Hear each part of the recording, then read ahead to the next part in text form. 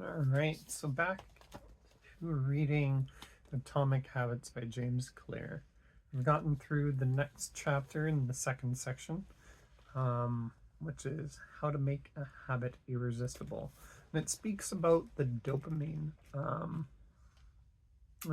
Initially, goes into speaking about the neurotransmitter that is in animals, particularly in the 1940s. A Dutch scientist named Nico Timbergen performed a series of experiments that transformed our understanding of what motivates us. So basically, he did an experiment on these birds, these little baby birds that would be that noticed their parents' red dot on their beak and would peck vigorously at that red dot whenever the baby birds would see their parents peek into the nest.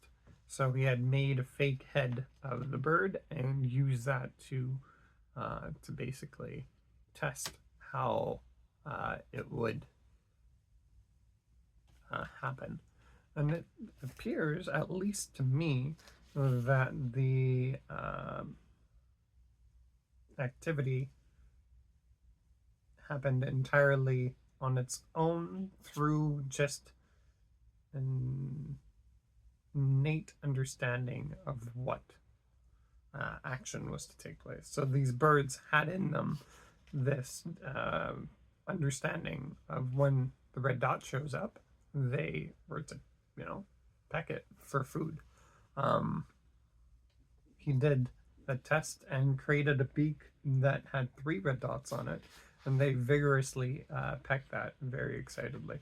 So the dopamine driven feedback loop basically shows that when we do something and we get a reward for it, well, we do it, in repetition, um, to the point where it shows the dopamine spike initially as showing up at the reward point. But when we do it and we get, or, we've learned that we'll get something for our action, we'll have the spike show up under our craving. So under the four sections, number one is cue, two is craving, three is response, and four is reward. A is the dopamine will rise rise on the first occurrence or the initial occurrence of the series of actions at the reward phase, and then next, after we've learned that there is a reward, it will rise directly after cue at the craving phase. And then from there, if there is no reward, it will show up at the craving phase and we'll get a dip around the reward phase, just before the reward phase, if nothing's showing up. Eventually, though, it says the cue is identified and dopamine rises as a craving builds. So next, a response is taken, but the reward does not come as quickly as expected, and dopamine begins to drop.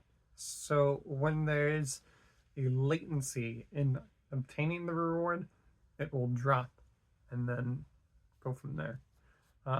So it all has apparently to do with our dopamine in our systems and how that affects us. And being neurodivergent myself, it definitely might have a difference in how the dopamine affects or how much dopamine I have in my system. I feel like I have a lot at some points, and other points it feels like I don't have much at all.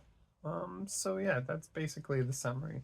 Um, the chapter summary goes on. I'll read it here just to make sure I've communicated the points adequately. The second law of behavior change is make it attractive.